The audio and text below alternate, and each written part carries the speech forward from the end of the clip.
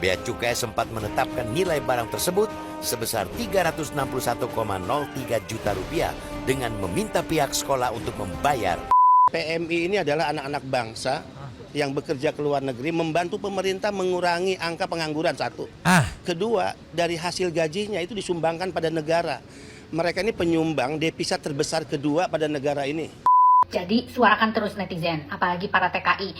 Kita itu membela kalian, jadi tetap dukung dan tetap suarakan. Gara-gara kebijakan bea cukai yang dinilai nyusahin masyarakat, kekayaan Dirjen Bea Cukai Askolani jadi sorotan netizen nih.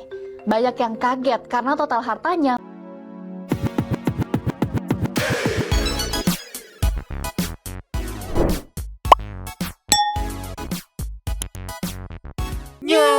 Sentuh people, welcome back again bersama Nyonya dan Mamang. Abunya absen, ada Pakun dan juga ada Meng baru.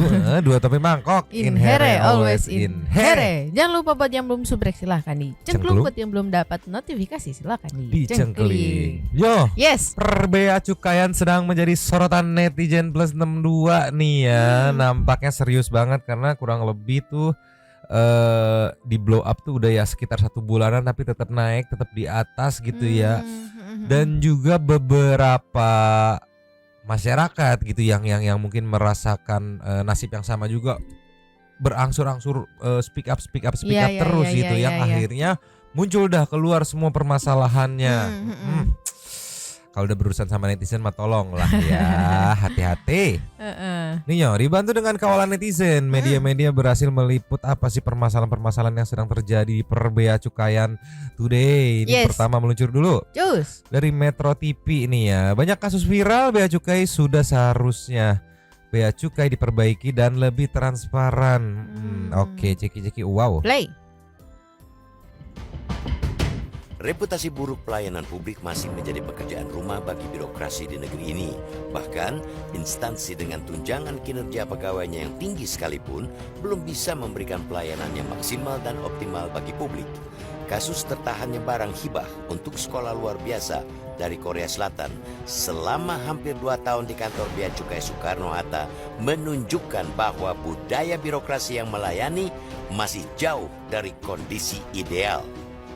SLBA, Pembina Tingkat Nasional Jakarta, seharusnya menerima hibah 20 keyboard braille bernama Taptilo yang dikirim perusahaan Ovatech Korea Selatan sejak Desember 2022. Namun alat belajar itu tertahan seiring dikenakan tarif bea yang besar yang jumlahnya hingga ratusan juta rupiah. Bea Cukai sempat menetapkan nilai barang tersebut sebesar Rp361,03 juta dengan meminta pihak sekolah untuk membayar pemberitahuan impor barang khusus atau PIBK sebesar Rp116 juta serta membayar biaya penyimpanan gudang yang dihitung per hari. Pihak Bea dan Cukai mengakui bahwa persoalannya sepele, yakni miskomunikasi karena tidak ada pemberitahuan bahwa barang itu barang hibah. Memang akhirnya barang hibah tersebut telah diserahkan kepada pihak sekolah setelah Menteri Keuangan Sri Mulyani langsung turun tangan. Karena kasus ini telah ramai di media sosial, penyerahan juga tanpa dikenakan biaya sepeser pun. Tetapi miskomunikasi di tingkat birokrasi ini telah memberikan dampak yang besar bagi siswa-siswa SLB karena kehilangan kesempatan untuk belajar dengan alat peraga pendidikan dalam 2 tahun terakhir. Persoalan yang semestinya tidak perlu terjadi jika mental pelayanan publik dipegang teguh para amtenar di kementerian.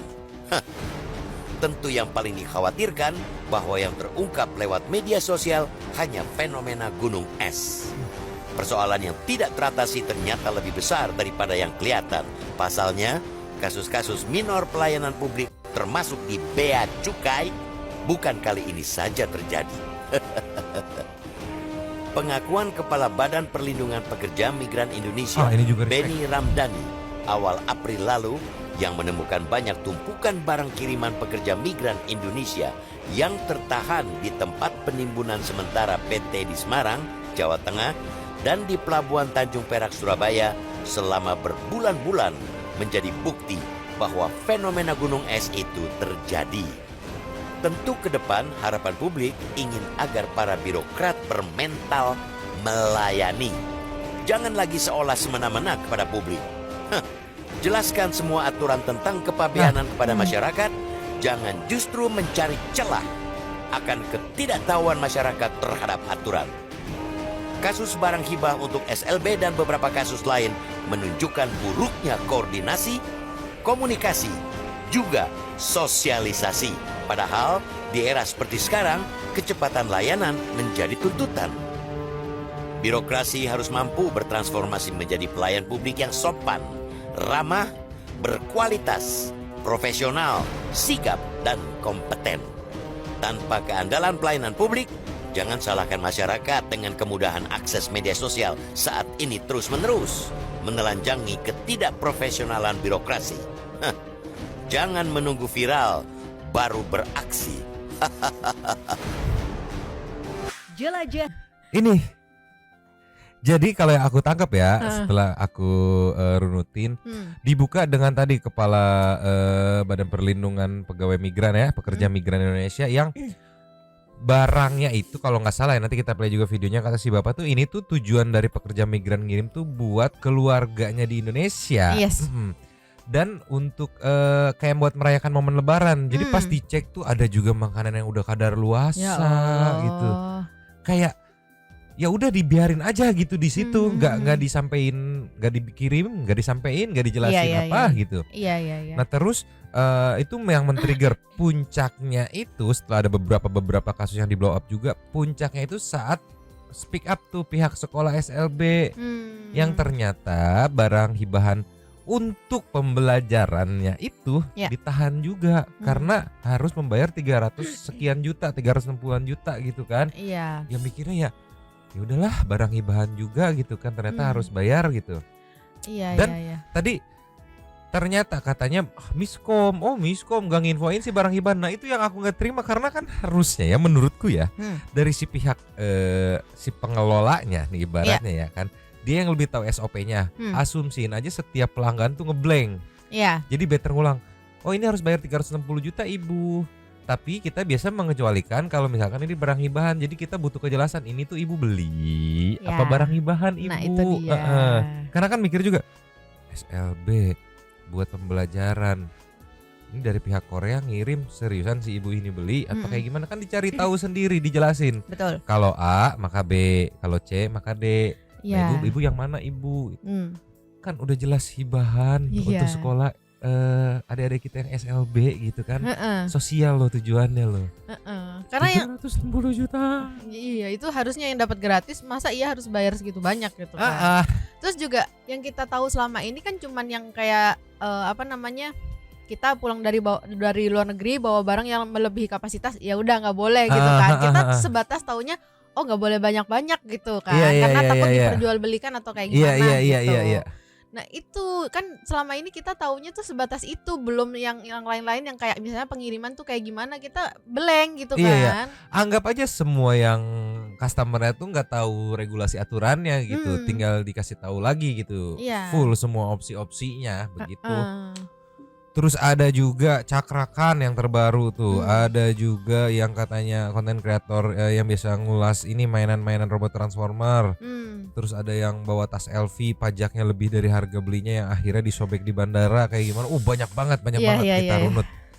Nih kita mulai dari sini meluncur. Jus. Ininya dari Metro TV. Ini 4 minggu yang lalu, ini titik yang nge-trigger. Akhirnya banyak yang speak up sama netizen, semuanya mengawal.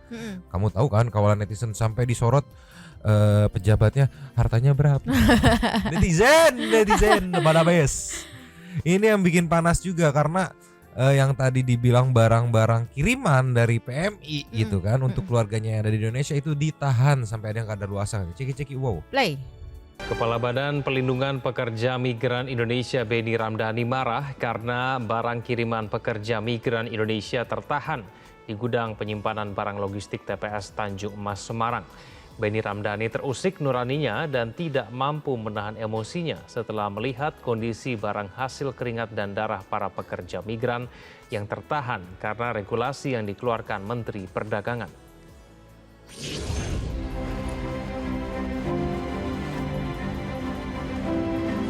Kepala Badan Pelindungan Pekerja Migran Indonesia Beni Ramdhani tiba di gudang kawasan Jalan Kapten Laut Wiranto Bandar Harjo, Semarang Utara yang menjadi tempat penyimpanan barang kiriman milik pekerja migran yang tertahan di Semarang.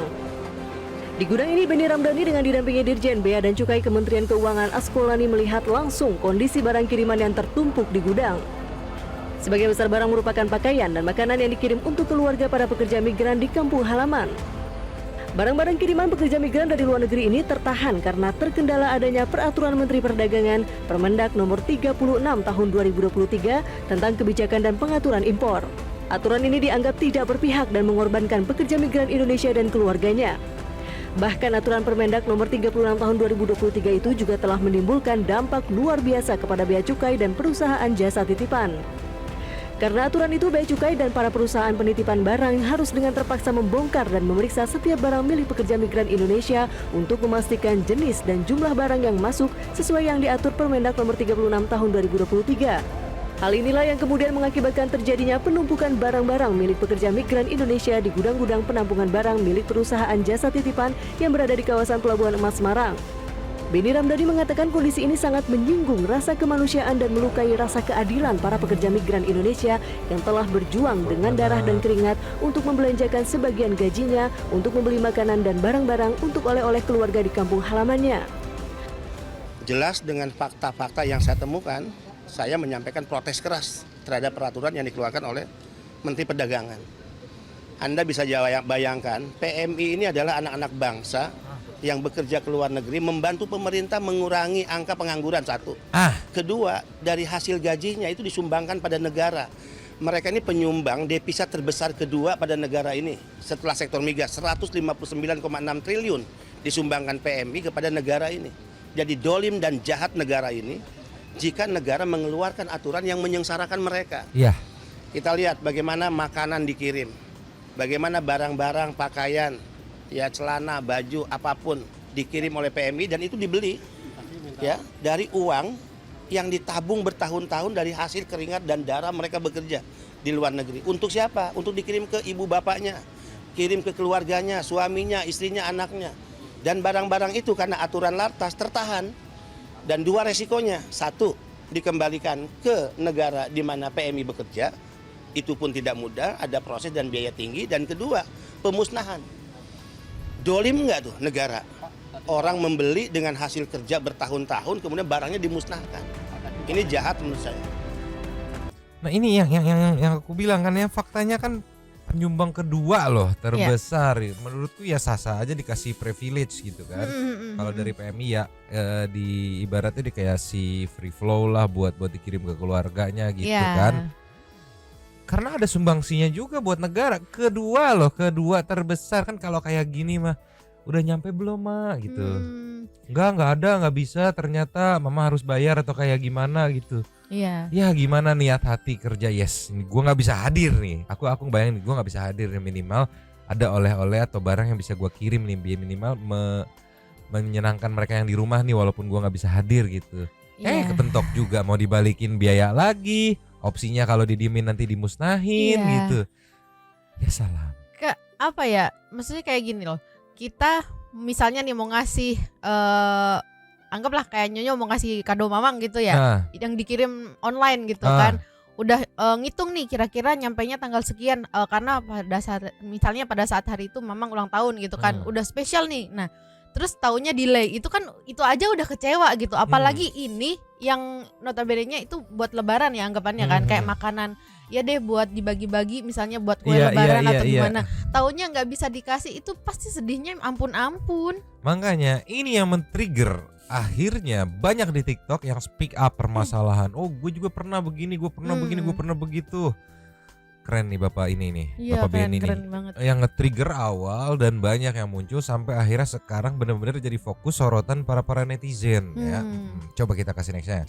Ninyo, dipantau oleh netizen, diposting sama Kompas ya, warganet soroti kekayaan Dirjen Bea Cukai yang mencapai 51,8 miliar. Cik-cik, wow. Play. Gara-gara kebijakan bea cukai yang dinilai nyusahin masyarakat, kekayaan Dirjen Bea Cukai Askolani jadi sorotan netizen nih. Banyak yang kaget karena total hartanya mencapai 51,8 miliar rupiah. Itu pun data menurut LHKPN KPK yang dilaporin per Desember 2022. Wow. Banyak netizen yang 2023 bertanya-tanya, bener nih kekayaan PNS bisa sebanyak itu? Soalnya menurut PP nomor 30 tahun 2015, gaji PNS dengan golongan tertinggi ada di kisaran 5,9 juta rupiah per bulannya. Ditambah lagi sekitar 46,9 juta rupiah untuk tunjangan kinerja. Ya dari sini nggak heran lah banyak netizen yang skeptis sama harta kekayaan Dirjen Bea Cukai. Nah belakangan instansi yang satu ini memang lagi banjir kritik dari masyarakat nih. Karena beberapa pengakuan dari masyarakat yang merasa dipersulit terkait pengurusan pengeluaran barang yang dibeli dari luar negeri. Mulai dari sepatu seharga 10 jutaan yang dikenakan bea masuk sebesar 31,8 juta rupiah. Terus paket mainan untuk keperluan review produk yang ditahan, sampai alat bantu belajar siswa tunanetra yang ditahan sejak Desember 2022. Sebenarnya udah ada klarifikasi nih dari Bea Cukai kalau kasus-kasus tadi itu terjadi karena kesalahan input data oleh perusahaan jasa titipan dan juga pihak SLB yang nggak melanjutkan proses pengeluaran barang. Tapi Bea Cukai tetap dikritik nih karena buruknya komunikasi dengan masyarakat dan kurangnya sosialisasi soal aturan keluar masuk barang di Indonesia. Selain itu, barang-barang sitaan yang ditahan sama Bea Cukai juga dinilai nggak jelas nih transparansinya. Soalnya seharusnya barang mahal yang disita itu harus dibuka ke publik buat dilelang, bukan langsung pindah tangan tanpa informasi apa-apa. Kalau melalui proses lelang kan uangnya masuk nih ke kas negara. Jadi kalau tanpa lelang masyarakat gimana taunya itu uang masuk kemana? Nanti kalau masuknya ke kantong pejabatnya kan berabe tuh. Karena kan di infonya dimusnahkan. Nah, pemusnahan itunya yang tidak transparansi itu kan. Iya benar-benar. Ya jadi kayak menimbulkan berbagai Pertanyaan, opini iya, gitu jadi kan. opini. Tapi aku juga mikir sih tadi itu kalau misalkan beli sepatu 10 JT gitu kan. Ces begitu datang, ya ini biaya masuknya 31 JT. Alas ya. Atau gimana mahalan biaya masuk gitu dibandingin harga sepatunya. Sama kalau menurutku netizen menilainya kayak terlalu pasif, kayak ya dia nggak melanjutkan. Ya lu follow up gitu sebagai yang mengerti aturannya. Ibu mau dilanjutkan nggak ibu? Kalau mau dilanjutkan akan bayar sekian, atau ada opsi kedua dimana kalau misalkan ibu bisa membuktikan ini barang hibah, maka free atau kayak gimana gitu kan yang tahu peraturannya, yang tahu regulasinya. Iya gitu. harusnya dijelasin, yang balik lagi ke yang Mamang bilang tadi, dijelaskan. Anggap aja semua orang tuh nggak tahu gimana sistemnya gitu kan. Iya semua klien yang berhubungan atau yang lagi berurusan anggap aja mereka nggak tahu bener-bener blank kayak gimana sistemnya, jadi nggak salah gitu, jelasin aja gitu. Menurutku loh ya gitu. Sampai akhirnya kan jadi kayak begini ketika netizen mulai geram, dipantau, dilihat gitu. Dikorek harta kekayaannya, dicocokin sama peraturan.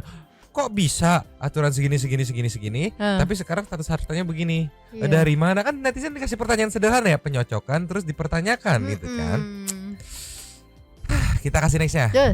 Ini ya. Ini mungkin Dr. Lita Gading mewakili sebagian besar pemikiran netizen ya. Ceki wow. Play. Senang saya sekarang ini nih ya, Bea Cukai sudah mulai terbongkar guys. Dari sana sini menyuarakan tentang kebobrokan di dalamnya.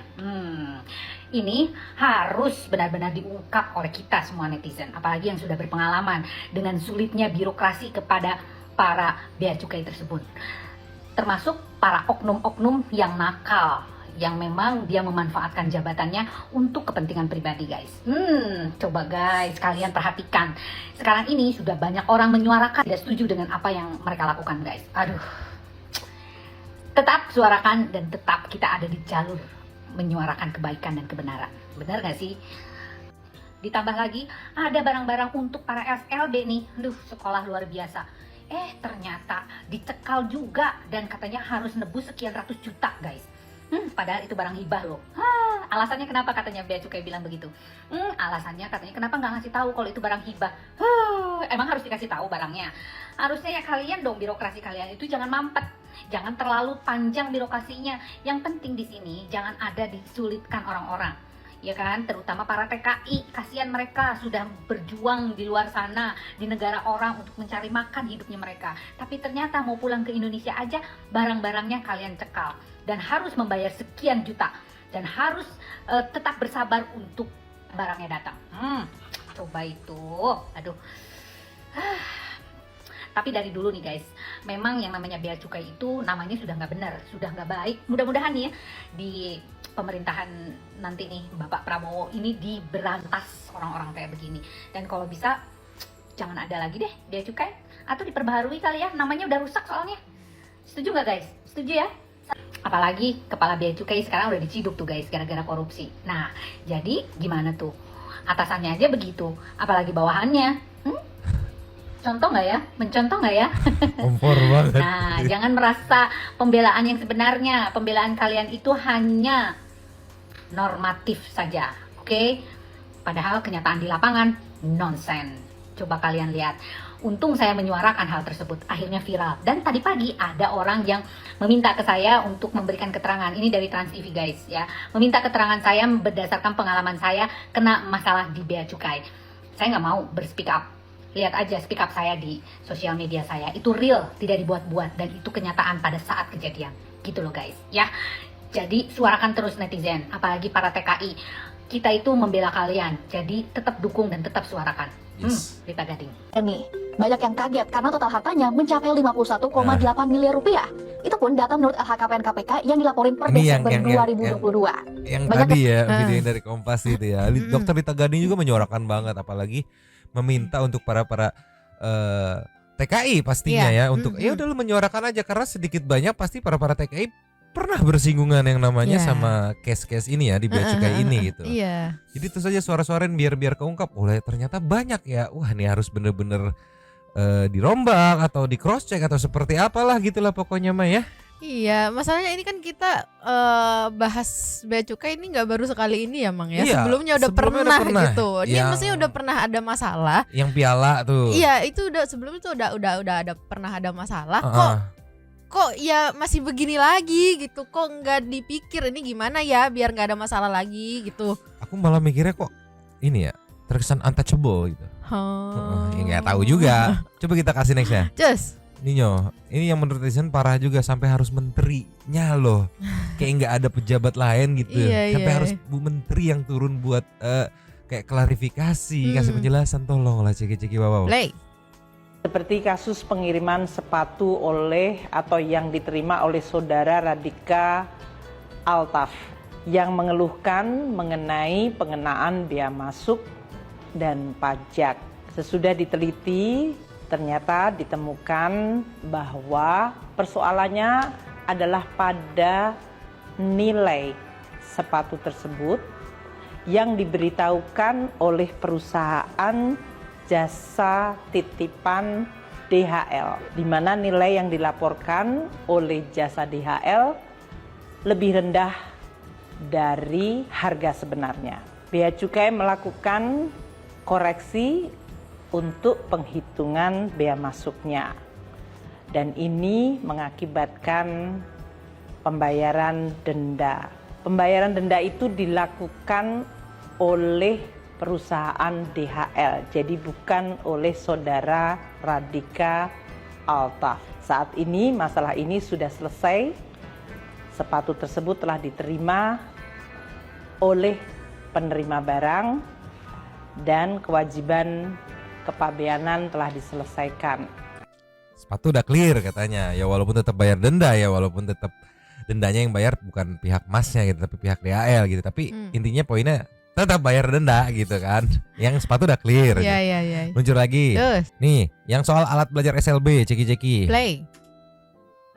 Menyangkut barang yang dikirimkan untuk sekolah luar biasa. Barang tersebut adalah keyboard 20 buah, dan barang kiriman tersebut oleh perusahaan jasa titipan, dalam hal ini DHL, yang tertanggal 18 Desember 2022. Jadi sudah cukup lama barang ini. Karena nilai barang di atas 1.500, maka DHL mengajukan untuk pemberitahuan import barang khusus pada tanggal 28 Desember tahun 2022 dan menggantikan tujuannya dari sekolah luar biasa SLB sebagai badan kepada perorangan, dalam hal ini kepala sekolahnya. Namun sejak tanggal 17 Januari 2023, Bea Cukai meminta dokumen pendukung untuk permohonan tersebut dan proses ini tidak dilanjutkan, menyebabkan barang itu terkatung-katung dan dalam perlakuan Bea Cukai disebutkan sebagai barang yang tidak dikuasai. Belakangan muncul di media sosial Twitter atau X bahwa ternyata barang kiriman tersebut adalah hibah untuk sekolah luar biasa. Di sini kami ingin menyampaikan bahwa Bea Cukai memang menangani berbagai kebutuhan masyarakat dan berbagai jenis pengiriman barang. Dalam kasus hibah untuk SLB ini, Bea Cukai kemudian mengontak dan berkomunikasi langsung dengan pemilik akun X yang memviralkan, yaitu akun @ijalzaid. Dan saat ini ada komunikasi dan respon yang baik. Saya telah meminta kepada Bea Cukai untuk segera menyelesaikan masalah ini, termasuk kebutuhan di dalam kelengkapan dokumentasi dan juga perlakuan bea masuk yang bisa dikecualikan untuk barang hibah, apalagi untuk keperluan sekolah luar biasa. Bea Cukai Soekarno-Hatta akan menyelesaikan pada hari Senin nanti dengan pihak sekolah luar biasa dan diharapkan ini akan selesai.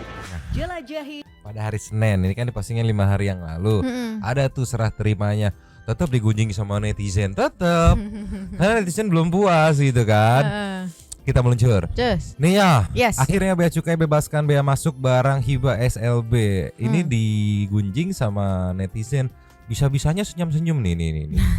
Di Lemon Boy senyum-senyum, gak tau malu katanya udah 2 tahun ditahan. Ada yang di SLB nggak kepentok. Aduh, mungkin guru-gurunya pada happy. Yes, kita dapat alat pembelajaran yang baru nih, hibah nih. Iya. Ketahan 2 tahun. Ceki-ceki wow. Play. Direktorat Jenderal Bea Cukai akhirnya membebaskan biaya masuk alat bantu belajar siswa sekolah luar biasa atau keyboard braille dari Korea untuk SLB di kawasan Lebak Bulus, Jakarta Selatan. Dirjen Bea Cukai Askolani mengatakan terdapat miskomunikasi lantaran barang tersebut merupakan barang hibah, bukan barang kiriman. Pembebasan dilakukan Direktorat Jenderal Bea Cukai bersama perwakilan sekolah luar biasa Dinas Pendidikan DKI Jakarta, Kementerian Keuangan dan Kantor Pelayanan Bea dan Cukai Soekarno-Hatta di DHL Service Point, Tangerang, Banten. Direktur Jenderal Bea Cukai Askolani menjelaskan barang tersebut tiba pada 18 Desember 2022 dan berada di perusahaan jasa titipan atau PJT.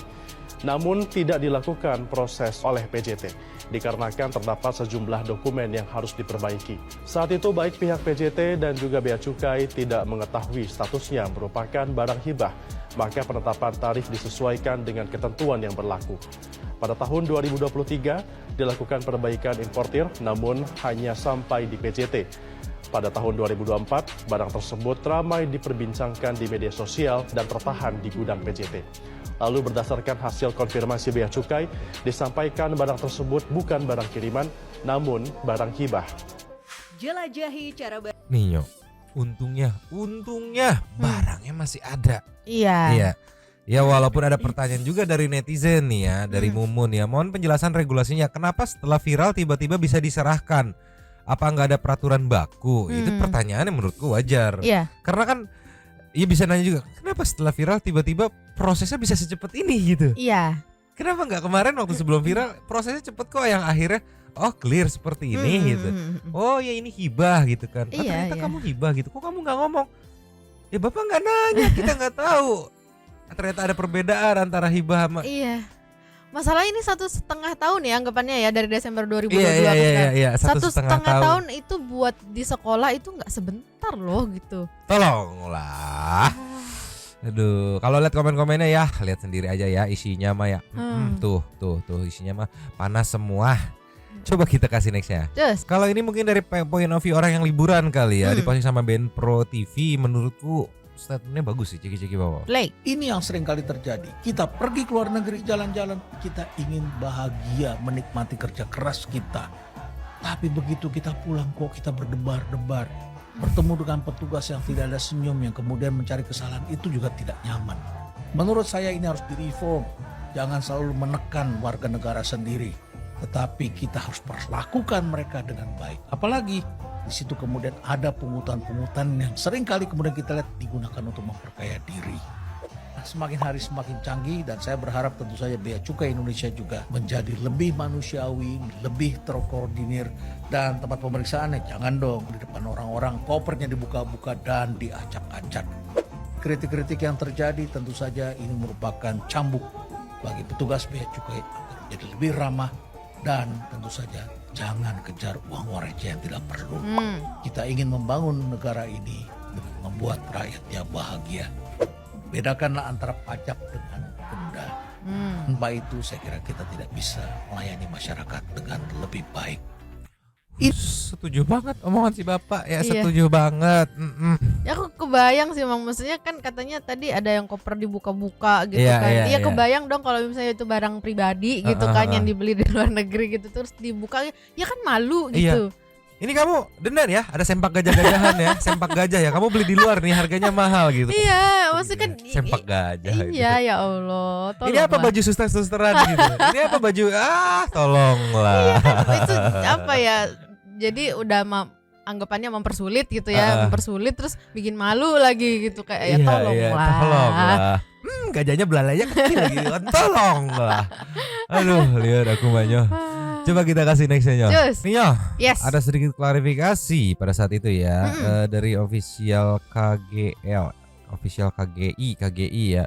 Staf khusus Menteri Keuangan Justinus Prastowo menyebut Direktorat Jenderal Bea Cukai bukanlah keranjang sampah di mana semua permasalahan dapat terus dilimpahkan bla bla bla bla bla bla. Ceki wow. Play. Kalau saya meminjam yang mulia Pak Saudi Isra waktu di sidang MK itu bukan keranjang sampah gitu kan. Saya juga ingin mengatakan Bea Cukai itu juga bukan keranjang sampah yang seolah semua hal masalah bisa ditimpakan ke Bea Cukai begitu saja. Kami paham ini semata-mata karena ketidaktahuan publik yang perlu terus kita edukasi. Tunggu dulu, kan kalau yang MK tuh bersatuan kayak gitu karena yang harusnya diaduin ke Bawaslu ke MK, yang harusnya diaduin ke KPU ke MK gitu. Makanya bersatuan kayak gitu yang aku tahu ya. Iya. Kalau ini kan semua yang diaduin memang permasalahannya dengan Bea Cukai gitu permasalahannya. Jadi terus ngaduin ke siapa lagi gitu ya. Iya. Ya Tolong, memang sudah sesuai ranahnya ya mau gimana gitu kan. Mau gimana ya, memang ternyata permasalahannya banyak ya, bukannya kesan semuanya. Enggak mungkin dong pisau di dapur hilang aduin Bea Cukai. Enggak dong gitu kan. Kan karena udah banyak pengaduan tentang Iya, masalah di Bea Cukai gitu, iya pasti ngadunya ke Bea Cukai dong. Iya, nggak mungkin. Wah, gue beli telur di warung harusnya dapat 6 dapat 5 nih, gue aduin ke Bea Cukai. Bea Cukai gimana gitu. nih telur? Enggak kan? Ya memang yang diaduinnya permasalahan yang berurusan sama Bea Cukai. Iya, yang kebetulan saat ini lagi hype-hype-nya gitu kan. Jadi banyak gitu. Tolong lanjut lagi. Lanjut. Maka kita butuh bantuan rekan-rekan untuk terus-menerus mari kita bersama-sama mengedukasi publik supaya lebih paham dan tidak terulang di masa-masa mendatang. Tadi sudah jelas, bahkan atas barang-barang itu tadi disanakan yang formal informal dibedakan. Teman-teman BC hanya sangat selektif yang perlu dilihat fisiknya itu. Sebagian besar itu tidak perlu dilihat fisiknya, kita hanya melihat dokumen dan dasar dokumen itu yang kita proses. Jadi Anda punya bayangan dan selama ini sebenarnya kan urusan ada di PJT, proses bisnis ada di sini. Sekaligus ini kan meluruskan, kita sama-sama meluruskan kepada masyarakat. Kemarin dibilang Bea Cukai mestinya hubungin saya dulu dong. Nanya saya dulu dong, ini yang sepatu ya, nggak langsung netepin begitu saja gitu. Ini bahkan kita, mungkin Pak Gatot dan tim aja nggak pernah lihat sepatunya itu seperti apa, barangnya seperti apa, dan mungkin Pak Ahmad juga tidak perlu membuka itu. Tetapi kita percaya yang dilaporkan itu 50 sekian US dollar. kan begitu. Karena di bawah 1.500, kalau dalam flow tadi kan itu masuk yang informal tadi, yang cukup consignment note, tidak perlu PIBK kalau nyambung ke istilah untuk braille ini. Lalu dicek apa yang terjadi ketika teman-teman bea cukai membandingkan dengan harga barang sejenis di website dan lain-lain, diperoleh nilai 8 juta. Konfirmasi ke DHL Jerman yang bertanya ke shippers, justru barang itu nilainya 11 juta. Kalau hitung-hitungan saya nih yang orang awam, saya dikasih 8 bukan 11. Untung sebenarnya saya, tidak perlu marah-marah. Kenapa ada denda dan lain-lain? Nah tadi kan juga sudah dijelaskan, ini kan untuk menghargai, menghormati yang patuh.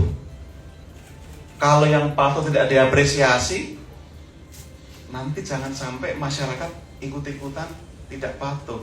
Maka demi mengapresiasi yang patuh, yang belum patuh diberi denda supaya nanti bisa ikutan patuh. Nah, teman-teman media membantu menyampaikan ke publik, ini kan dalam rangka mengedukasi. Oh, sudah tahu saya caranya, seperti itu prosedurnya, besok bisa kita ikuti dengan baik. Itu yang kami juga menjadi perlu dijelaskan. Yang robotik sudah clear, tadi Pak Ahmad sampaikan, dengan penerima juga sudah dikomunikasikan, saya juga komunikasi, teman-teman PC komunikasi intens, DHL juga komunikasi intens. Gak ada persoalan. Bahwa teman BC waktu belum punya referensi, ini barang baru masalahnya. Waktu itu belum muncul di website. Begitu ada, itu kita gunakan. Butuh waktu, justru karena kita yang menghargai akurasi, maka ini butuh waktu. Kalau barang tadi di boxnya ada cacat, ada yang kurang, CCTV-nya ada. Bagaimana DHL membuka, menutup, teman BC memeriksa, semua ada. Dan dipastikan nggak dibanting-banting di sini. Oh, hanya ingin memastikan lihat barangnya, semua diperlakukan dengan baik. Dan sudah dijelaskan. Dan terakhir yang soal barang dari Korea yang di SLD, kita berterima kasih. Pihak sekolah telah mengkomunikasikan dan perlu kami luruskan. Ini kejadiannya impornya itu barang tiba 18 Desember 2022. Ini yang lanjutan yang tadi ya, sama menurutnya. Tapi yang aku tangkap berarti ini yang masalah sepatu gitu, yang masalah keyboard. Kenapa kena denda? Karena nggak patuh sih. Teman-teman pejuang devisa juga berarti kenapa ditahan karena nggak patuh itu kayak. Sekarang kan gini ya, pertanyaanku sih cuma 2, Mang. Yang pertama, mengapresiasi yang patuh katanya. Diapresiasinya tuh dengan cara apa, tidak kenakan denda gitu. Oke. Boleh aja, makanya kan ini saya denda karena yang nggak patuh nih. Nah, gitu. Oke. Pertanyaan kedua, apakah tidak patuh memang karena tidak patuh atau karena ketidaktahuan? Balik lagi ke yang tadi di awal kita itu. Kadang mungkin point of view-nya aku tangkap menyebar di sosmednya doang gitu kan.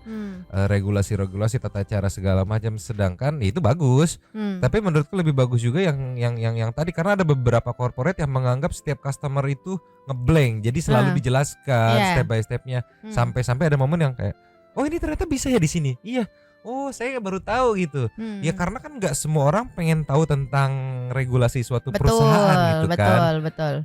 Kadang kayak kita ngurus ATM gitu, gimana sih cara bikin ATM baru? Kita akan mengerti, benar-benar mengerti ketika memang kita butuh mengalami dan mempelajari sendiri gitu kan. Kita kasih nextnya deh. Terus. Yo. Yes. Ini kebenarannya memang belum tahu benar apa enggak, tapi ada sebuah artikel dari tribunmedan.com. Highlightnya sih captionnya begini, menarik ya. Usai harta Dirjen Bea Cukai dan Kepala BC Sota disorot, aturan pembatasan barang penumpang dicabut. Aku nggak tahu apa korelasinya gitu. Apakah kebetulan aja ini menurutku. Oh emang lagi rame dan ternyata ini ada aturan yang perlu dicabut gitu. Jadi kebetulan momennya sama pada saat disorot gitu kan. Kebetulan aja gitu, bukan maksudnya gara-gara disorot terus dicabut. Enggak, kalau menurutku kebetulan aja gitu. Cuman kebenarannya belum bisa dipastikan ya. Ini dari tribunmedan.com. Monggo kalau Santi pengen mencari sendiri gitu kan. Karena belum ada statement langsung belum ada statement langsung gitu. Tapi kalau misalkan berpengaruh sih kayak menariknya sorot terus gitu ya, biar aturan-aturan yang gitu. Biar lebih gampang ya. Iya. Kita kasih next ya. Terus. Langsung kita tutup dari Visual Fox ID. Ini menarik banget sih. Pertanyaannya sederhana tapi menarik ya. Pertanyaan sih, KPK nggak berani periksa bea cukai, tanda tanya gitu kan. Yes, kepikiran pertanyaan sederhana, ceki-ceki bawah. Play. Nggak akan ada yang berani periksa bea cukai. Lah, KPK ada di mana? Kok bisa? Ngomongin bea cukai memang gak bakal ada habisnya. Yang terpenting buat kita, sekalinya mereka bikin viral, kita harus goreng terus di sosial media. Biar pada panik gak tuh oknum bea cukai, khususnya di Bandara Soekarno-Hatta. Balik lagi nih soal periksa orang bea cukai. Kenapa sih banyak dari netizen bilang gak akan ada yang berani periksa mereka? Gimana mau diperiksa coba bro kalau gak ada yang laporin mereka?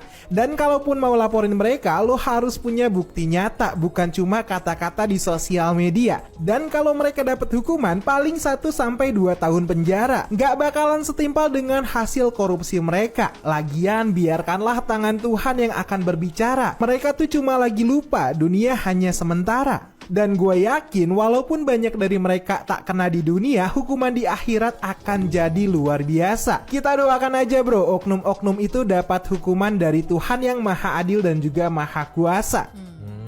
Jadi bukan yang nggak berani gitu, tapi ya tidak ada yang melaporkan. Kalaupun ada yang mau melaporkan harus punya banyak bukti-bukti kuat gitu untuk memprosesnya. Kalaupun udah punya banyak bukti kuat, tadi yang aku tangkap dari video ini ya, itu pun nanti diprosesnya hukumannya sekedar 1-2 tahun aja gitu kan, kayak tidak worth it dengan usaha yang dilakukan si pelapor gitu ibaratnya gitu. Dan nggak menutup kemungkinan akan terjadi lagi ada oknum-oknum lagi yang aduh riweh pokoknya Maya intinya mah. Kenapa nggak laporin? Riweh. Iya benar-benar. Karena kebanyakan kebanyakan masyarakat tuh nggak mau ribet gitu kan. Jadi kayak daripada ini kayak ya udahlah ribet lah, udahlah gitu ya.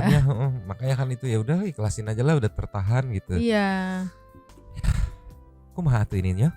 Biar kan lihat pasti banyak santai people yang PMI pejuang devisa yang saya juga pernah ngirim ini, saya juga pernah monggo dicurhatin, luapin seluap-luapnya lah liar aku mah ya. Kita ke intermezzo dulu buat ngerelaksin kepala. Terus. Yes. Kita merelekskan kepala dengan emosi Meng, ceki-ceki wow. Hey.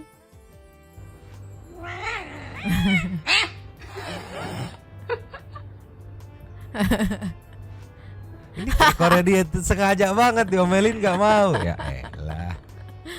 Tuh. Sengaja banget digini-gini ke mukanya, tolong lah. Atau mungkin ini Mang, tadi awalnya dia nggak sengaja, cuman karena kesel kan, habis digituin, gue sengajain aja nih gitu. Berani marah gitu kan. Nih biangnya nih. Tuh, tolong lah. Gemoy lagi ya. Aduh, gemoy. Kita kasih nextnya coba. Terus. Yes. Ini Meng yang panik tapi hilang paniknya. Ceki-ceki wow. Hey. Ini